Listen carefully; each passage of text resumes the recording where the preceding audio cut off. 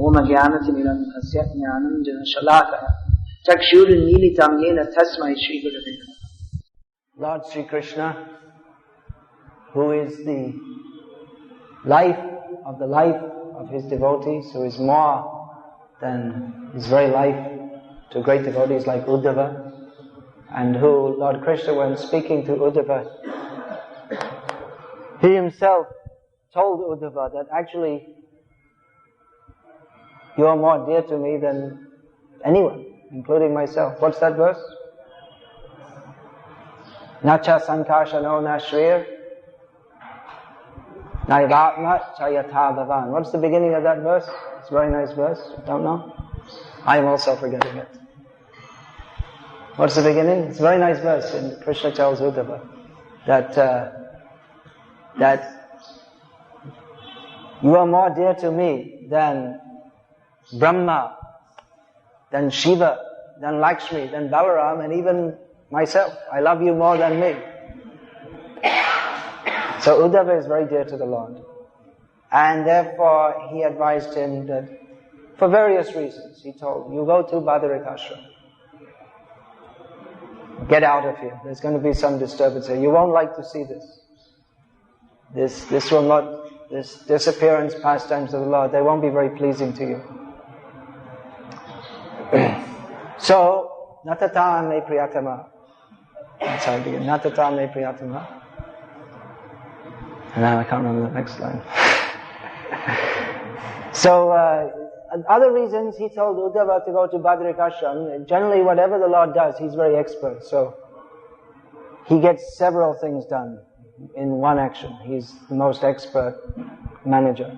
So, by sending Uddhava to Badarikashram, he also gave his association to the sages at Badarikashram, because Krishna himself, due to his busy schedule, it's not only nowadays that people have busy schedules, but Krishna, even though he was here for 125 years, he had a very busy schedule, so he wasn't able to, of course when we say wasn't able to, but it means that his lila, yogi, yesterday we were talking about his antaranga shakti, his internal potency arranged, that for various reasons, even though he was able to go to so many places, right on this planet, in this Bharat Bhumi, he was able to visit so many places. Of course, he was stationed in Dwarka, born in Mathura, went to Vrindavan, then went to Dwarka, then he was regularly going up and down to the Hastinapur and all the Indraprastha and all the places in between, and then he also visited Kundina in present-day Vidarbha, Maharashtra. Then he also went to Kashi Dham and Mithila. He also went to Navadip in the course of performing his pastimes on this planet. And then even beyond, he went to the place of Arjuna, he went to the heavenly planets, he went even beyond the universe to the place of Mahavishnu, through all the coverings of the universe. So he was very busy, and somehow or other he didn't get enough time to go to Badarikashram, because of course he went to Mahavishnu Loka. So he went with his chariots, which the horses, they could cross over the universe, but while he was on this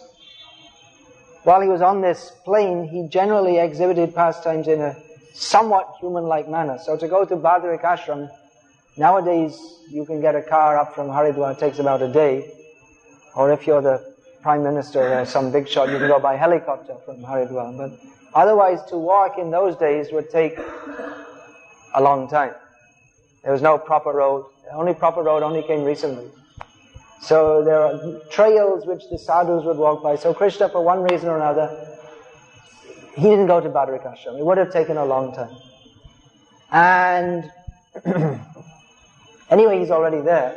He resides there as Badrinath, Narayan Murti. So he resides there.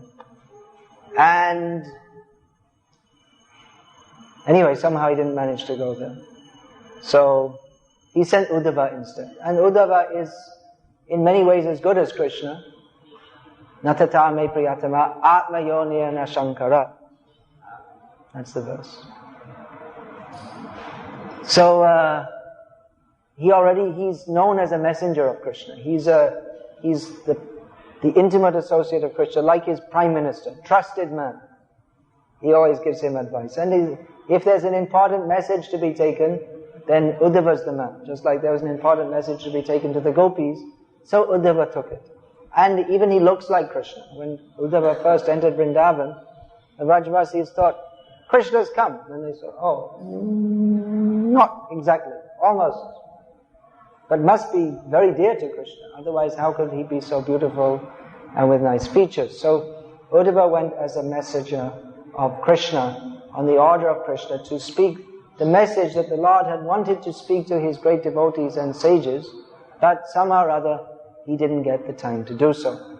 So before sending Uddhava, he instructed him in great detail in what is now known in the Uddhava Gita, which comes in the 11th canto of Bhagavatam, just like Krishna spoke Bhagavad Gita to Arjuna. And basically the message of Uddhava Gita is the same that the Lord spoke. The Lord, he spoke Bhagavad Gita, and then this Uddhava Gita, and another set of instructions he spoke. There's another one also, called Anugita, which is again spoken to Arjuna. When Arjuna at one point came to Krishna after the battle and said, well, I remember you instructed me, but afterwards there was a fight and I forgot everything. So could you tell me again? And then Krishna again told him, and it's a little bit different. I mean, it's not exactly the same verses, but more or less the message is the same. So Krishna spoke the same thing to Uddhava. It's basically the same message, although it's more detailed than Bhagavad Gita, and it goes over various discursive subjects. Of course, because Krishna was speaking to Arjuna in such a urgent situation. So Krishna spoke to him the essence of everything, the essence of spiritual knowledge succinctly. So because of that atmosphere and Arjuna's grief and the whole situation contributed to Hare Krishna, to Krishna's speaking the essence of all the Upanishads in Bhagavad Gita. But when he spoke to Uddhava, then he spoke in more details about different things, about yogis and the yogic siddhis and the path of jnana yoga. So many different points he spoke to Uddhava. But basically, he spoke the same message to Uddhava as he spoke to Arjuna. And the conclusion is that, well, you should just surrender to me and be my devotee, and it's basically the same conclusion as there. Although he spoke to Uddhava, you can imagine it's a more leisurely situation. There's not there's no fight about to take place. It's in Dwaraka, where Uddhava has been living with Krishna for so many years, and Krishna spoke, after so many years, he spoke to Uddhava the essence of all knowledge. Uddhava is already known as a very learned person, being the disciple of Brihaspati. So, if he's a disciple of Brihaspati, he's expected to be a very learned person, because Brihaspati is very learned. He's the guru of the demigods. So, generally that's understood. If someone introduces, I am the disciple of such and such a guru, it's expected that, especially if the guru is very learned or very renounced or whatever it may be, it's expected or hoped that the disciple will be of the same caliber. Because traditionally gurus, they used to teach their disciples. They used to sit down and they go on for days and days and years instructing. That still goes on in Madhva Sampradaya. The guru, he literally sits and instructs. Day after day, year after year. They're instructing their disciples. So if one is a disciple of a famous or well-known learned guru, then it's expected that he'll also be very learned. So it was expected that Uddhava was very learned, but nevertheless, despite being instructed by Brihaspati and therefore learned in so many subject matters, which is no doubt one of the reasons he was appointed by Krishna as his chief advisor, because he was very learned in Shastra, not only Shastra but practical application of Shastra, because Brihaspati, he's also guru to the demigods means he's instructing them in so many practical things. The devatas, they're not simply sitting around like Brahmins just studying, but they're active in life. They have to oversee the whole universe, and they have to ward off threats from the demons, and they have their own politics among each other, and so many things are going on. So Uddhava was expected to be a very practical advisor also. He was appointed by Krishna as his advisor. But even though Krishna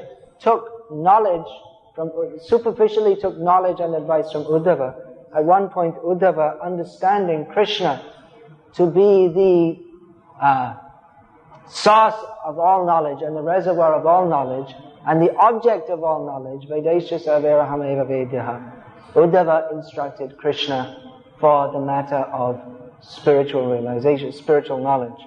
So Krishna instructed Uddhava, and after giving him instruction, that we could say the theoretical instruction, which is now known as Uddhava Gita, he gave him the philosophical knowledge. At the end of giving him all this philosophical knowledge, he gave him some practical direction what he should do in his life. So this is a very important point to note. Just like Krishna, after speaking to Arjuna, he gave him some practical instruction. The practical application of this knowledge, Arjuna, is that you pick up your bow and you fight. This is the practical application.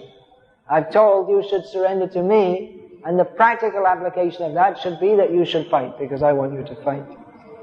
Now, in the case of Uddhava, he gave him also some practical knowledge, how he could apply the philosophical knowledge, how Uddhava could apply the practical philosophical knowledge that he had acquired from Krishna.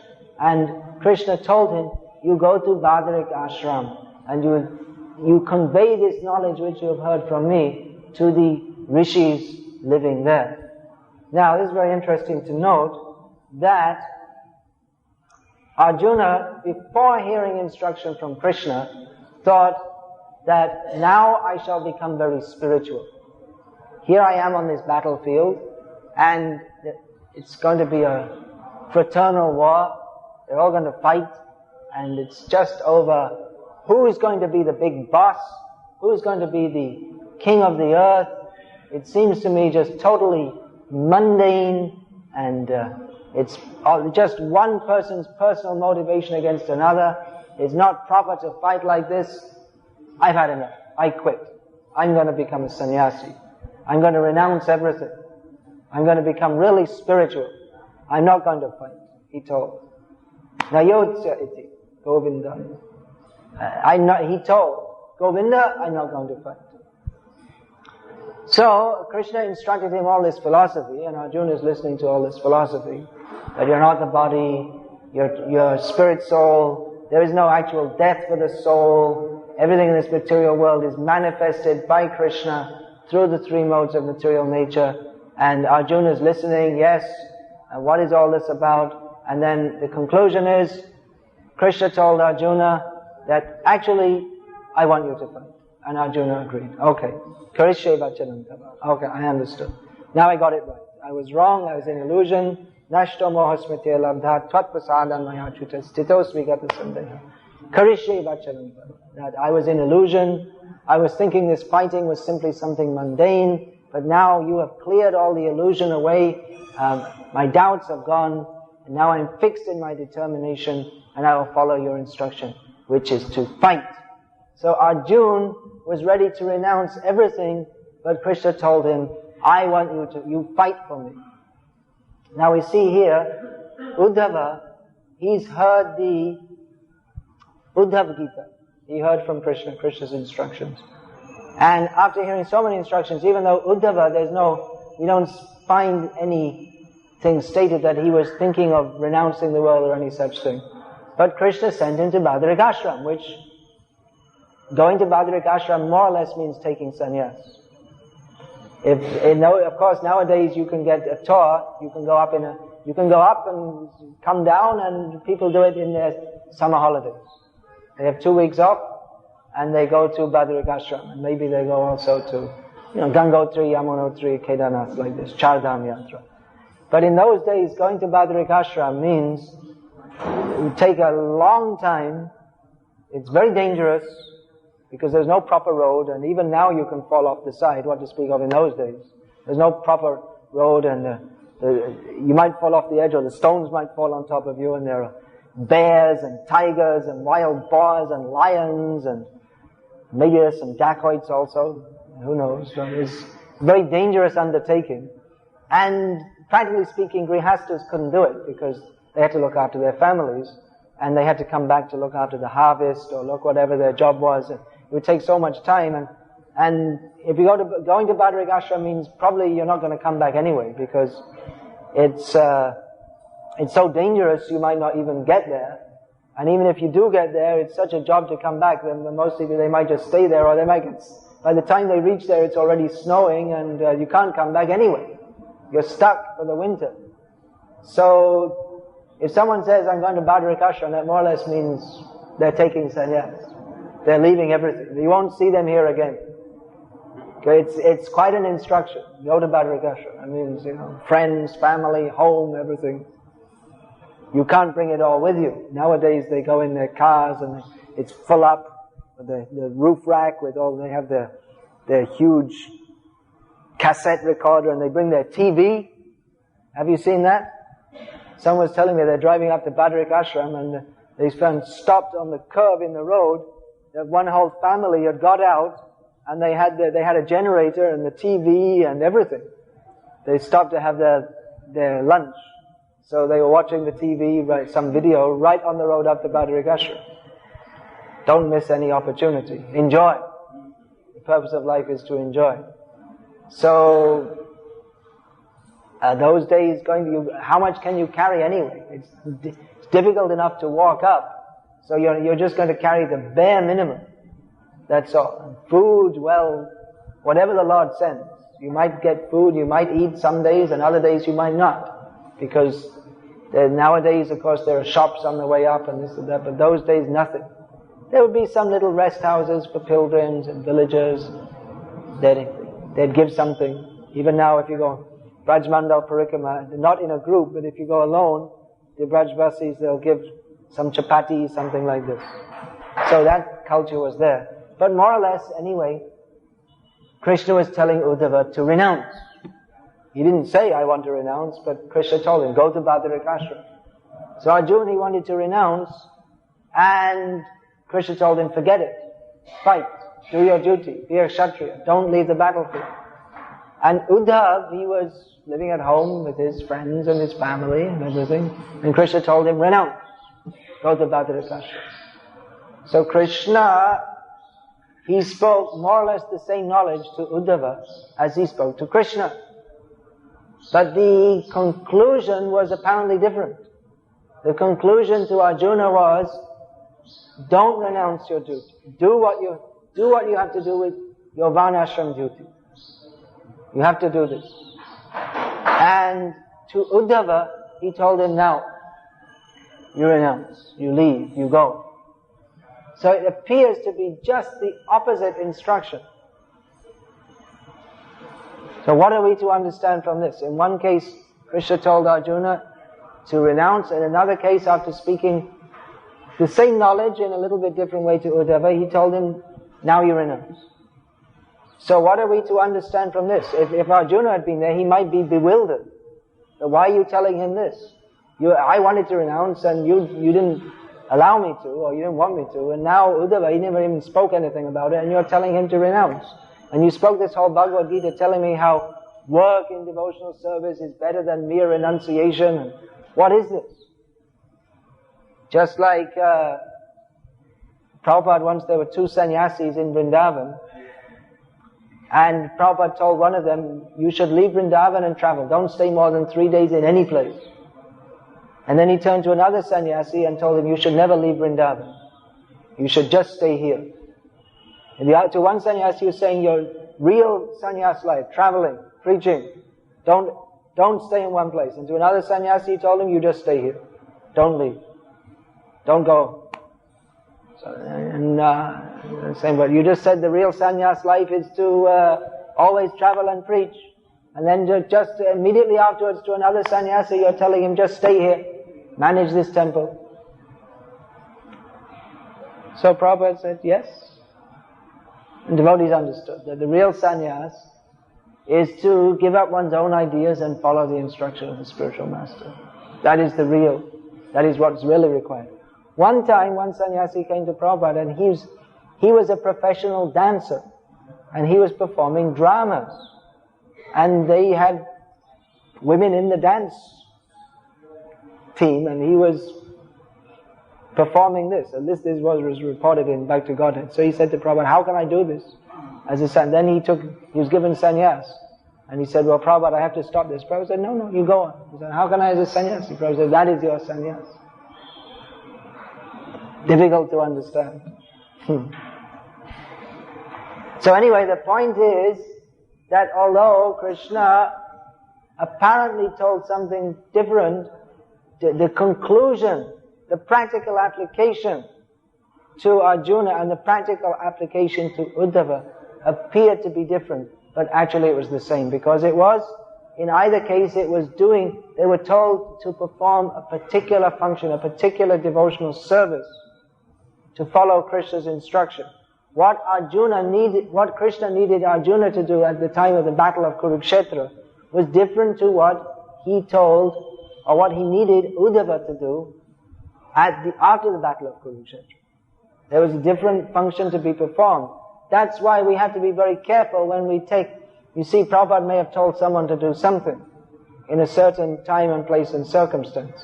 And sometimes devotees, they pull out the letters. You see, Prabhupada told this, but it's not necessarily any instruction that Prabhupada gives in the letter is not necessarily applicable to every devotee in every time and place and circumstance, or in a letter, or in conversation, or whatever. And even what Prabhupada writes in his books, it has to be understood within context. What instruction are we being given here? Just like, for instance, we find in the description of the brahmachari, the classic brahmachari given, Narad Muni described in 7th canto. So it's described how the brahmachari, he wears just this little, what is that? Some deer skin and some mekhala, some belt and some stick. He has a stick and he goes begging like this.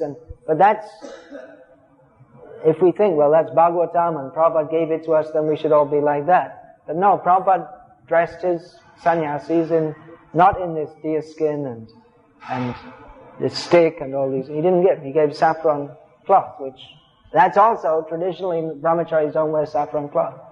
They wear white. So, how are we to understand? Prabhupada's writing one thing and he gave some other instruction. In another case, it may be that he allowed devotees to do a certain thing, just like we're talking about the drama troupe. So Prabhupada allowed the men and women would together act in the drama. But then on another occasion, he told that when men and women were acting together, he told, actually it's better if it's all men and not women. So how are we to understand? Prabhupada allowed certain things, encouraged some devotees on one hand, that men and women should be together in the drama. On another occasion, he told actually not. It's better only men. So these can become very controversial points.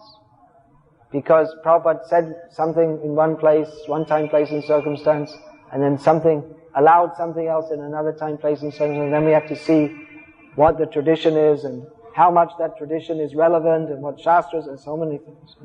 It may be difficult to ascertain. It may not be so straightforward. Exactly how the order of the spiritual master is to be applied in every time, place and circumstance. Krishna, he told Arjuna, you do one thing in one time, place and circumstance. He told Uddhava something apparently diametrically opposite. But the point is that they were given an order by the Lord and they had to execute that. The conclusion of the same knowledge is the same in as much as they were given an order to follow. In neither case was it easy. It wasn't going to be easy for Arjuna to fight and kill his relatives. For Arjuna to fight, that's no problem. Spend his spend his whole life fighting. That's what Kshatriyas do. Kshatriyas, they like to fight. But for him it wasn't going to be easy to fight against Gurunga Hatvahi Mahanubhavam, to fight against his gurus. They were not only just his gurus, they weren't just not his, but in any consideration, they were great personalities, especially Bhishma and Drona. They were very great personalities. So to fight against them wasn't going to be easy for Arjuna, but because Krishna told him, you should do this, this is my desire, then he did so. Also for Uddhava, it wasn't going to be easy for him just to leave and go to Badrika Ashram, to leave his family, friends, home, everything. And moreover, he had to leave the Lord himself. Krishna was sending him away, go away. Of course, he didn't know that the Lord's departure pastimes were coming up. So it wasn't going to be easy for Uddhava, but both of them agreed to do so because it is the order of the Lord. That is the point, that if the Lord gives a particular order to a particular devotee, then the conclusion of all philosophy, the philosophy that the Lord has spoken in Bhagavad Gita, in Anu Gita, in Uddhav Gita, and in so many places. We find in Bhagavatam the Lord is instructing, He instructs, we find there are so many sages who come to visit him at the Rajasuya sacrifice, and he instructs them. He instructs Muchukunda, he instructs Shutadev, so he instructs Akrura, he instructs Brahma. He gives so many instructions to so many devotees. So the Lord is always giving instructions, but the conclusion of all of them is not merely some theoretical, philosophical theory, but the conclusion is that one should follow the order of the Lord. Now, because the Lord is not personally present, He's personally present, but because we don't have direct contact with Him, due to Maya Javanika Chanam, Agyad Hoksajam Abhyayam, because He is covered to us by His illusory covering potency. Therefore, we cannot directly perceive Him. Therefore, we are enjoined to approach a guru who is as good as the Lord, means he has understood the purpose of the Lord and knows how to instruct to fulfill the order of the Lord. So, hearing from a bona fide guru is supposed to be as good as hearing from the Lord directly Himself, both in the matter of hearing the philosophy and in the practical application of that. That there will be some specific instruction, just like the Lord gave a specific instruction to Arjuna, fight, specific instruction to Uddhava, go to Badrika Ashram. So hearing from a guru means that we hear the same knowledge, as Krishna spoke to Arjuna in Bhagavad Gita, as he spoke to Uddhava in Uddhav Gita, and just like Arjuna, in the course of hearing from Krishna, he had various questions. He didn't understand exactly what Krishna was saying. He couldn't catch the point immediately. So therefore Arjuna was asking questions. He asked so many questions which gave an impetus to Krishna to explain the same knowledge in more detail until Arjuna's doubts were completely cleared, and then on the basis of knowledge he was ready to follow whatever Krishna told to him. So in the same way, in the course of hearing spiritual knowledge, one may have so many doubts or not fully understand, and one is enjoined to hear. One should approach one's guru and ask, what is this? Try to understand. What is this point? How are we to understand it? And the guru will clear that doubt. He will explain. And then he will also give some certain instructions. What should one do? How should one act? How should one deal with this situation? What is the order of the Lord? If one gets a particular order from one's guru, that is very fortunate. If one has a particular order that you should get some particular instruction, and if one simply tries to fulfill that instruction, then just like Arjuna, just like Uddhava, he'll be particularly blessed by the Lord to fulfill that, what may be a very difficult instruction. Of course, everyone has the general instruction. One should rise early, chant, minimum 16 rounds, follow these 4 regulated principles. But if one is given a particular instruction by the Lord or by his bona fide representative, then that is very fortunate for him, that he has the focus, he can focus his life on how in my life, I should practically apply this knowledge that has been received, that now I've been instructed, then how should I practically, personally apply this in my life? So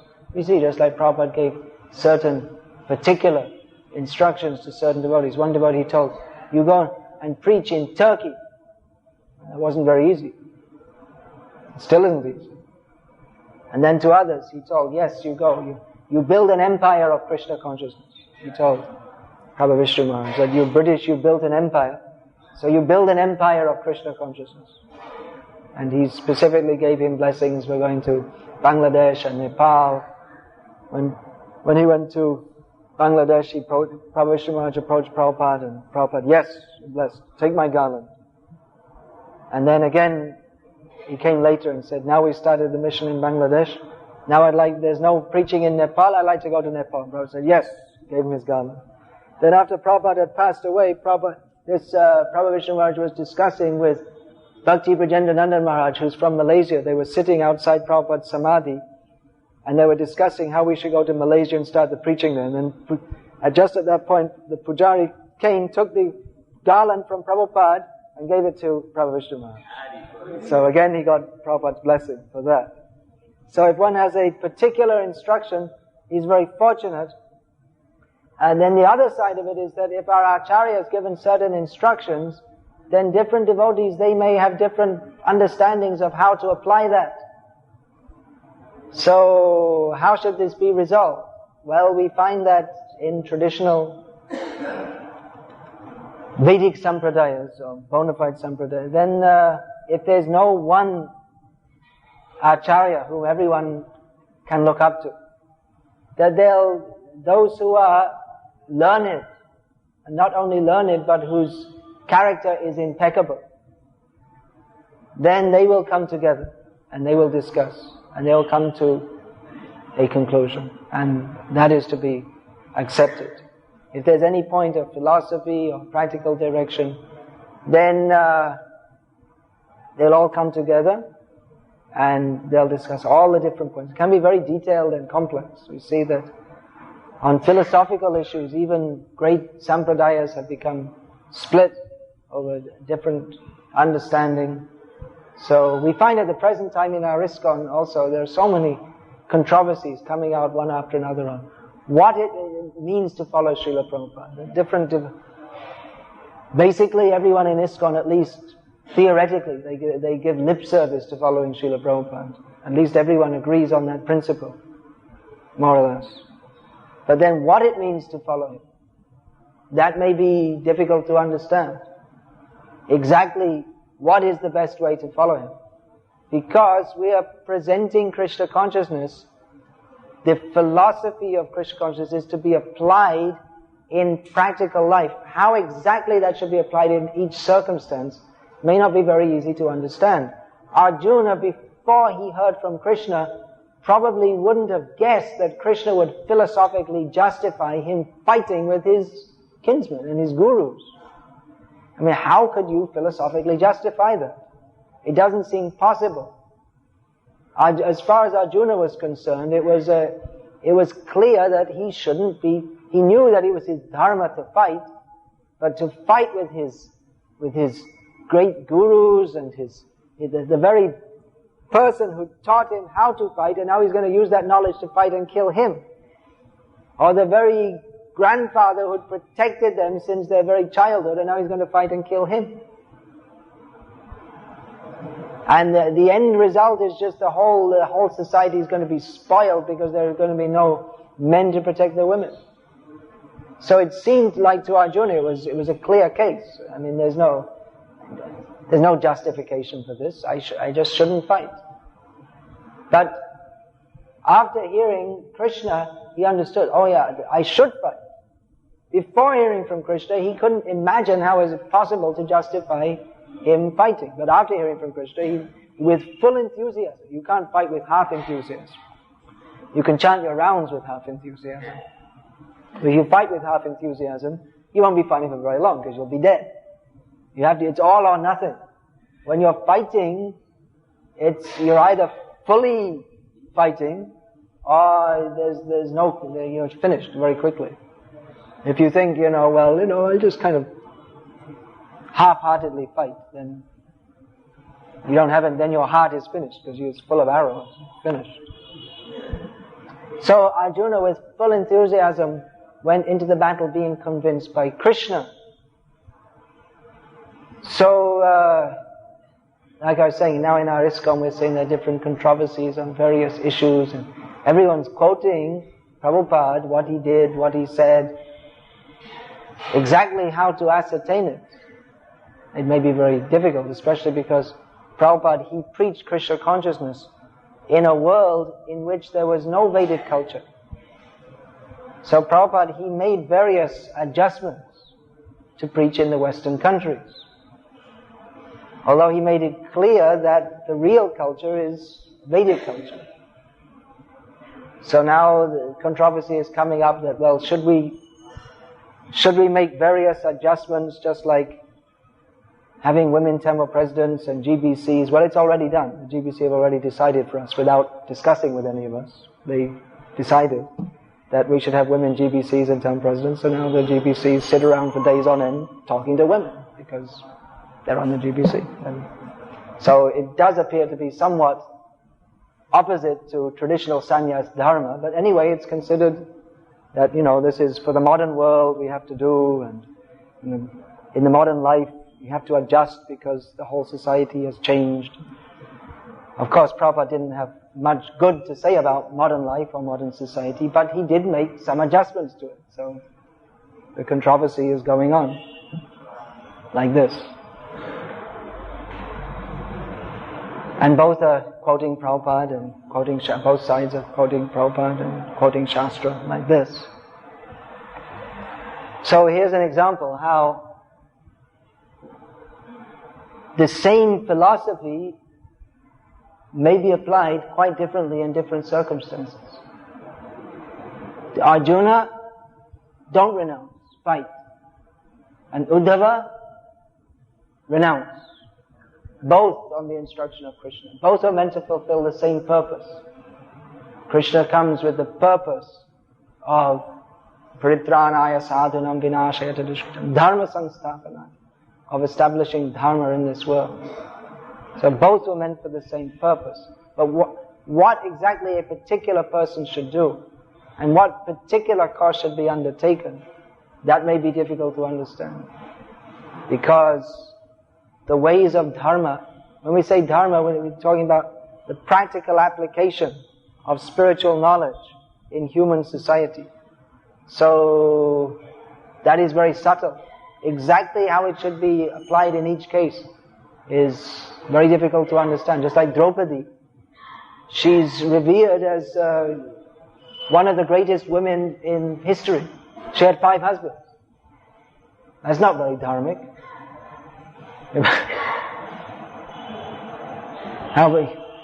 Would you like your wife to marry another 4 husbands? Any married man, you ask them.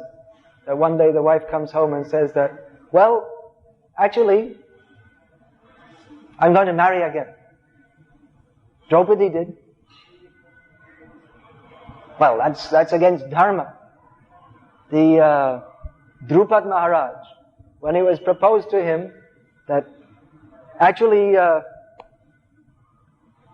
Arjuna won the prize, which is Draupadi. But the thing is that the elder brother should get married first. So they said, okay, well, Yudhishthira can marry, it's okay. He said, actually, we're all going to marry. I said, that's not possible. We never heard of such a thing. It's against the rules of dharma. And then Yudhishthira said, well, I think it's okay. And whatever I think is okay, because my mind never goes away from dharma. And then Vyasadeva came, and Vyasadeva himself had to come and explain that he took him away secretly and said, well, actually there's a whole story behind this, you know. In her previous life, she couldn't get a husband, and she was performing, even though she was very qualified, somehow or other she couldn't get a husband, and then she was praying to Lord Shiva, and then Lord Shiva appeared, and she said to him, I want to have a husband, I want to have a husband, I want to have a husband, I want to have a husband, I want to have a husband. She was so anxious, she said it 5 times. She said, okay. You said it 5 times, so you can have 5 husbands. I didn't mean it. So, that was the background. So it was already preordained. So that may seem to be adharmic. But in this particular case, it was according to Dharma. Because it was a boon from Lord Shiva, and it was especially meant that she should take 5 husbands. It's not something to be followed in every case. What was dharmic for Draupadi, for any other woman, would be the worst adharmic. So how exactly to understand? Very difficult to ascertain. Therefore, dharmo hitesham adhiko vishesh. No, that's the wrong word. What is it? Dharmam tu sakshat bhagavat. That's the wrong word also. Mahajana uyena gata sapa. What is it? What's the line before that? Huh? Shutiyo vibhinna nasam rishya yasya matang nabhinnam dharmasya tatvang nihitam guhayam mahajana uyena gata sapanta.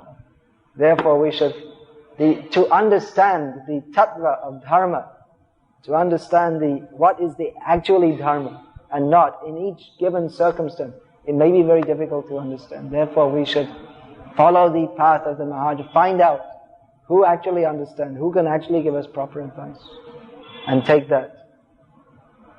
So, Hare Krishna. I hope that didn't leave everyone wondering, what should we do? In most circumstances, it's clear what to do, but in some circumstances, it may not be. Just like this Harikesh Swami at the time. He was told by Prabhupada, go to Russia to preach. And he was giving so many excuses. Well, what can you do? It's too dangerous, this, that, and the other. And for whatever excuse, Prabhupada cut it down. And in the end he said, there's nothing there to eat but meat. And Prabhupada said, then you eat meat, but you go there and preach. So, as you do it. Then if instead of going to Russia, he went to New York and there ate meat, that wouldn't be very proper. Prabhupada told me to eat meat. In that circumstance, if it was necessary, which it wasn't actually, because you could get at least something apart from meat to eat, not much else. If necessary, Prabhupada is making the point that the highest dharma is to preach Krishna consciousness. And if it's necessary to break certain other lower principles, although generally one should never eat meat, but if necessary to fulfill that principle, one may break the lower principle. Just like one time, Srila Bhaktisiddhanta Saraswati Thakur, the governor of Bengal, came to Mayapur, British man of course, and so for their food, he arranged with the Calcutta hotel, he arranged meat in Mayapur. So one of his sannyasis protested that, well, this will give us a bad name. And he said, you don't worry about this. I already considered this thousands of lifetimes ago, how I should preach in this circumstance. So, this kind of thing, if it's what appears to be a severe transgression of dharma, of a lower dharma to fulfill a higher dharma, that will generally be done by only on the order of very great personalities, not generally. If someone thinks, well, I'll eat meat, or I have to do, generally only this kind of thing should only be on the order of very great personalities, not otherwise. Some minor things may be adjusted, but major things, then we have to be very careful. Maharaj. That Krishna, the personality of Godhead, to appear in this world, the two purposes to establish Dharma of mere and demand and protect the devotees of the Lord. So Krishna in Vrindavan, he was acting. Then he said that he went to Lord, right? Krishna went to Dwarka to fulfill the desire of Dwarka. Yeah. And he also born in Mathura. That Krishna came to give knowledge to Arjuna. That is from Dwarka. Alright? So, Krishna, on the astral planet, he ordered. What I wanted to say that only the order is only how to leave the world. What I want to say that Vrindavan surrendering to his place and the surrendering to Krishna according to his instruction of Bhagavatam. I wanted to know the order is different. Well, I couldn't understand. What is it? Surrendering to Krishna in Vrindavan is different to surrendering to Krishna? Yes. The basic principle isn't different. The basic principle is that one should always think of Krishna, be his devotee, and act only for the pleasure of Krishna. So that is manifested. There's a difference in mood between Vrindavan and Dwarka, but the basic principle is the same.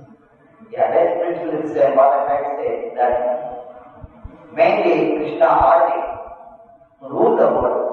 Like Arjuna, I was actually at the time. Yeah. That is right. What I have to say that, of course,